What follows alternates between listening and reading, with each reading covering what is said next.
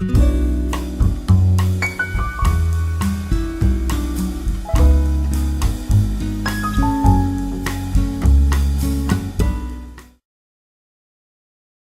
the vinyl community and YouTube, JorgenS here again, and this time I'm going to do a late response.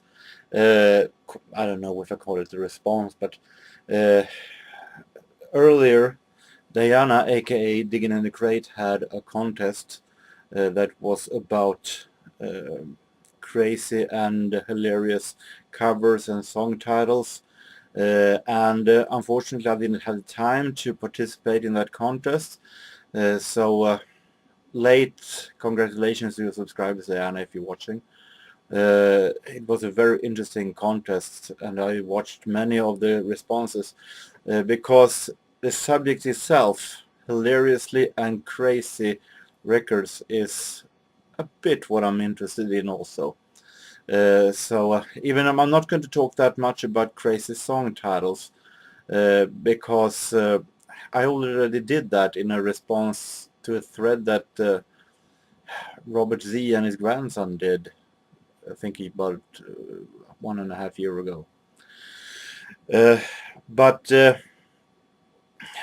I'm still going to show a lot of weird album covers and some records that or singles that I think is a bit weird and strange, because I love that kind of records also, where you have to think, is this serious or not?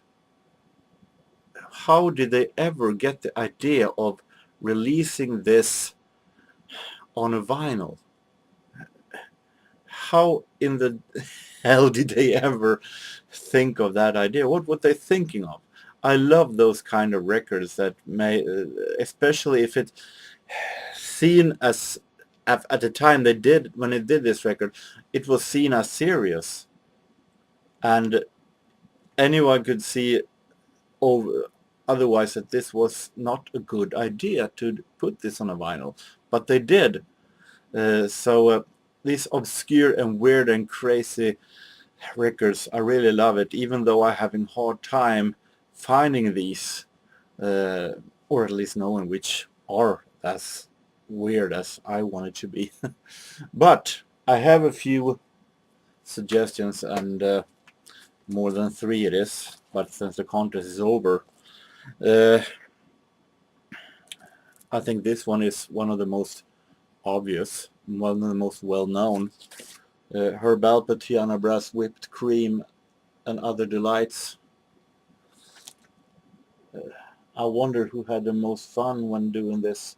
The girl who got whipped cream all over her, or the guy who's going to spray her with this whipped cream, or the person who figured this out, who came up with the idea, whatever he was on. Most of these are from 60s and 70s, of course. This I'm going to show here was actually the very first jazz record I ever bought, and it's not a record that I'm listening to today. I'm not going to talk the music itself. I think that cover sleeve is little makes you think. This is Red Norvo Trio. It's a little nice and smooth small band jazz, with all this classic Exactly Like You, Rose Room, These Foolish Things, Honeysuckle Rose, Sweet Georgia Brown, and so on. And the trio consists of a vibraphone and bass and guitar, and sounds nice. But whose idea was it that this kind of jazz record was going to have on this cover sleeve this? Some kind of a plastic storch, plastic bird with a bag full of plastic dolls who's going to make it look like a babies. I don't see how they ever came up with the idea that this is going to symbolize the trio jazz, the smooth trio jazz here. I think this might be one of the worst and ugliest covers of a jazz album that I ever have seen.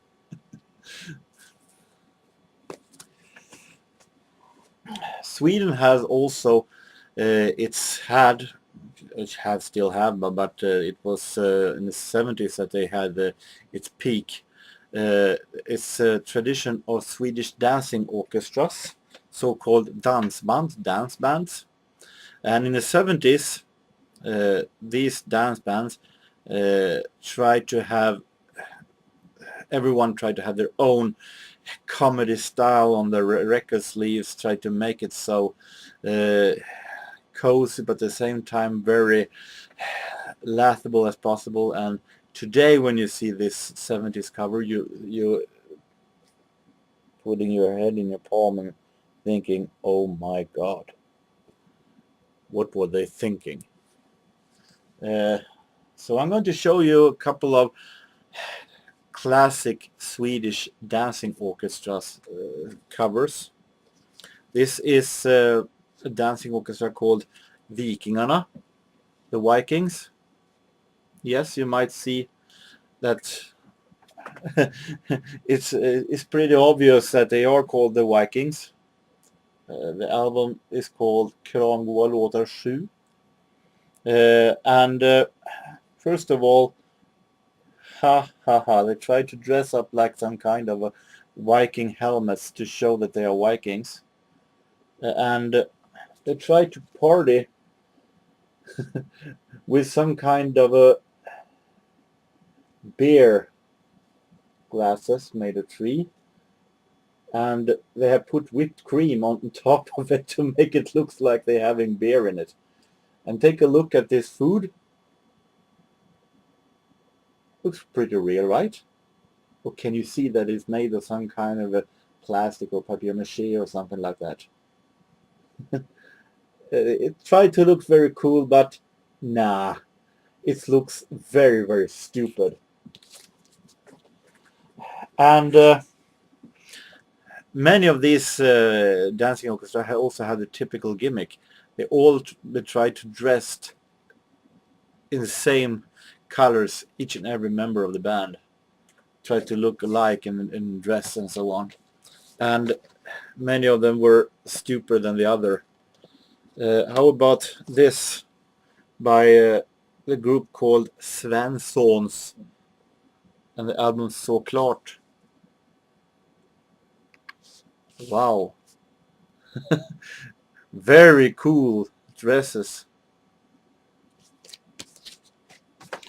And we have those who try to do some kind of a fun party at the cover. We have Vikingarna just. Here we have the orchestra Sten Karlsson och Salta mandlar. And the album Vår lediga dag, Our Day Off. And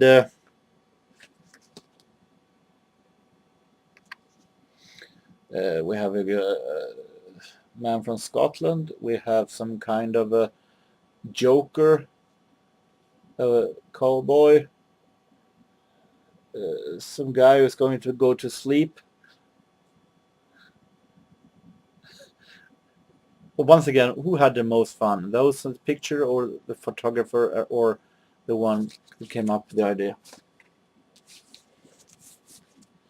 Flamingo Quintetten. One of the most famous ones. Never good when you're mixing cartooned drawed cover with reality photos.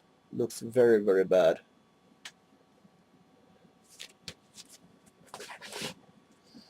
And this Karlstad Örjans. Det sa bara klick. A horrible picture in the background. And a nice picture of the band in the front. And if you think this picture looks a bit unclear, how about this picture by a Swedish religious singer Jan Sparring, a live album med Jan Sparring i parken. Whose bright idea at the record label Preem was it that, wow, we're going to make the picture that you can't see the band members. It must have said to the photographer, hey, can you take the worst picture you have ever taken, so overexposed and so horrible that no one can see who's on stage. The backside continues, and with a nice picture of the singer and his choir, I guess. Not the best sleeve, but I think an interesting thing here is the front cover, and that you open like this. Wonder what they were thinking there. I think this must be one of the worst sleeves I own, actually. If you don't compete with this one, this is also a really weird cover. Hammond hits a go-go with K-Web, another name for German easy listening big band leader Frank Waldor. Hammond hits a go-go.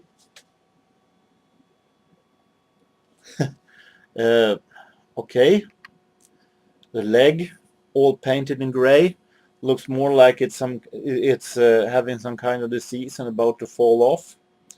Painting the whole female body with something, and a big bombs over you know what. Whose idea was it that this was going to be on the cover of a vinyl? Jesus. Great music though. Here, coming to some singles. This is Russian singer Alla Pugacheva and a single called Superman, written by Swedish television personality Jakob Dahlin, who was a genius in some kind. But he also was a man that had very little limits. He did all the crazy stuff and didn't feel ashamed of it.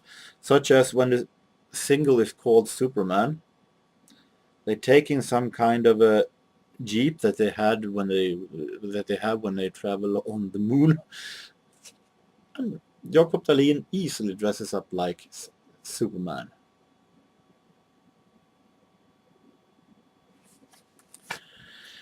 How about this cover by UB40, English reggae band? I think this is one of the first single, if not the first single ever.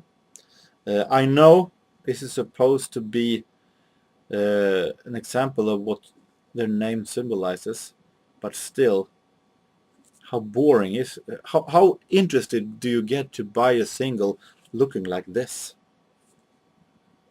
It must be one of the most boring. I mean, a cover of a sleeve is supposed to draw attention to the single, and if this must be one of the most boring sleeves I ever seen.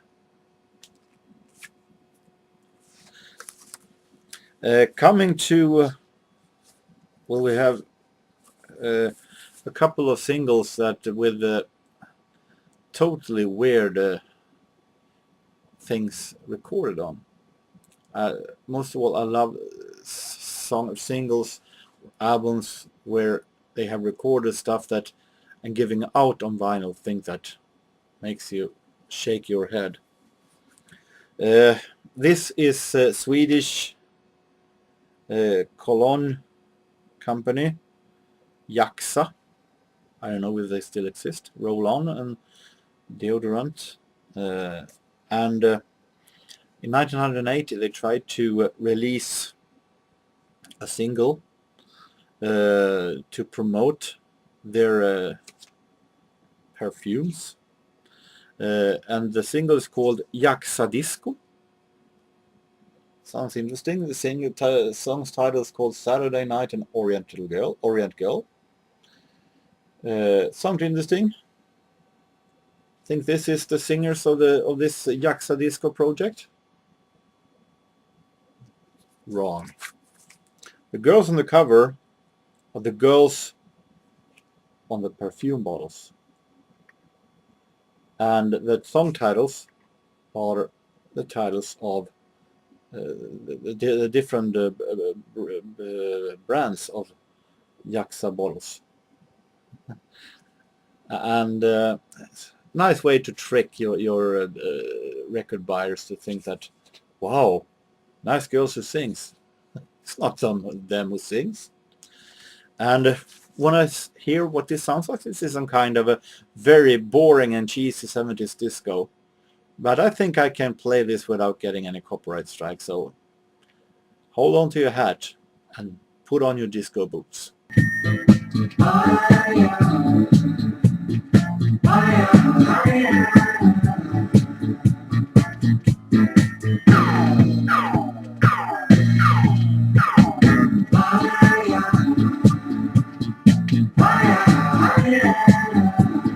I promise you, the record was not broken or I did not put it on repeat.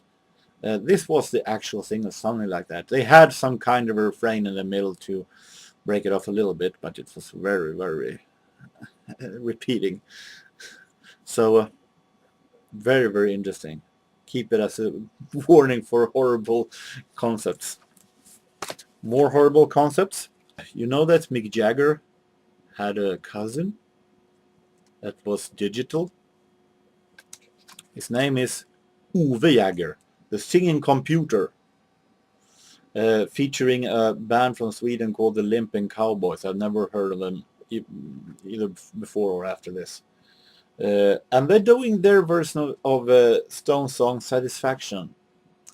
Ove Jagger, I think, is supposed to be a Swedish version of Max Headroom, if you remember him, the MTV computer figure who became a cult status in the mid or late 80s. But it sounds much more horrible. I'm not a fan of Rolling Stone Satisfaction, but after hearing this, I don't think it sounds all that bad. I can't get no satisfaction. I can't get no satisfaction. And I try, and I try, and I try. I can't get no. I can't get no. Well, what do you think? Who sings best, Mick Jagger or Ove Jagger? You be the judge. Wayne Scott is a man who made a career of being a lookalike for Sylvester Stallone. And they thought it was a good idea to have him release a single where he sings about Rambo. This song is composed by Jay Morale and H. Bellello, and those are the guys who made YMCA for Village People, and I'm not too sure that that is the toughest composers for a guy like Rambo. The song is horrible.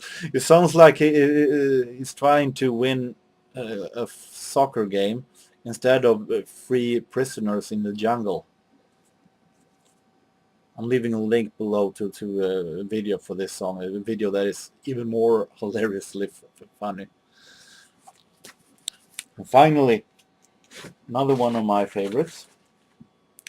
This is released by then popular Swedish music magazine OK, who had released, they did a movie called Gröna gubbar from YR, and they also decided to release a record called Gröna gubbar. The singer here is called Janne Berlin, and the Gröna gubbar means green men, like aliens. Problem is that when you're going to shoot the cover photo, I guess they were all out of green costumes, so they took a child, dressed him up with some kind of a ballet outfit. There's some kind of a bag on his head, trying to look like an alien. With the Gröna gubbar is about a farmer who discovers alien at his farm. So we dressed up like a farm, and so no one would miss that if we're talking about space alien. They have taken a copy of a picture of Saturn up in the sky here. Planet that you definitely can see from with your bare eyes in the sky when late at night. The song is hilariously stupid, but it's got a melody that really stucks in your head like glue. So it's hard not to like as much as you want to. The B-side of the song, by the way, is called JorgenS, the cuckoo. Looks like a half-drunk rooster to me. So, I love hilariously stupid songs and singles and record sleeves that makes you wonder what were they drinking and thinking when they decided to put this on vinyl. So really love that one.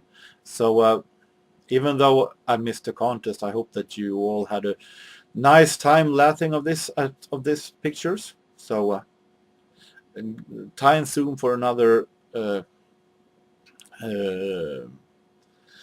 vinyl CD update, of course, for November. So until then, take care. So long.